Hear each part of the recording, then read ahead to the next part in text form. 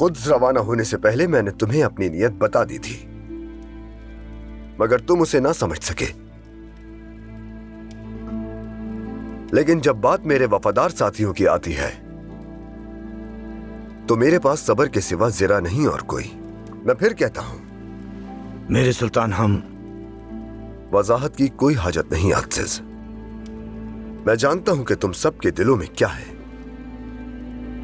तुम में से बाज ऐसे हैं जो मुझसे नाराज हैं।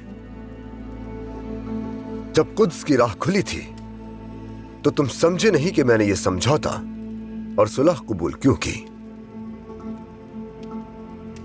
क्या ऐसा नहीं है गोकबरू? दुरुस्त फरमाया मेरे सुल्तान। जब धागे में गिरह पड़ जाए तो उसे खोलने के लिए उसका सिरा तलाश करते हैं। आओ एक बात तय कर लें, जब हम बैतुल मक़दस कहते हैं तो क्या हम सब के जहन में एक ही मफ़हूम नहीं होता? कुद्स हमारा सबसे बड़ा मकसद और यहां मौजूद हर शख्स के लिए भी।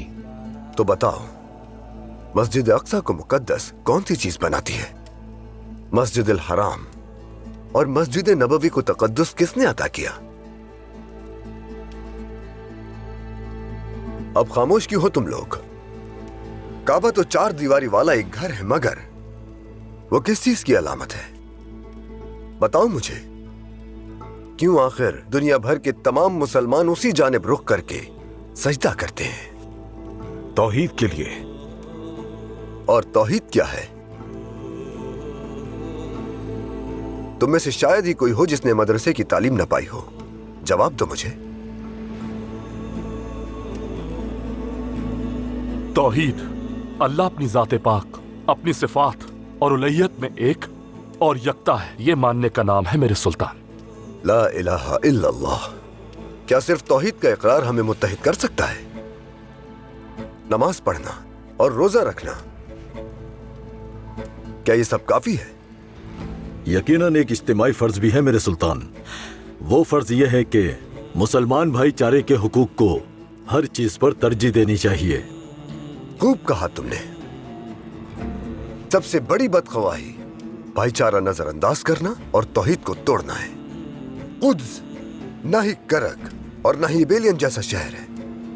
उस मुबारक शहर में दाखिल होने का वाहिद रास्ता तौहीद से होकर गुजरता है।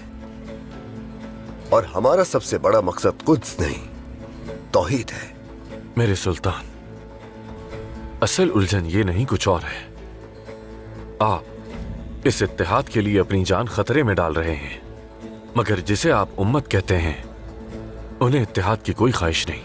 कुद्स चाहे आजाद हो या ना आजाद हो, उन्हें कोई भी परवाह नहीं।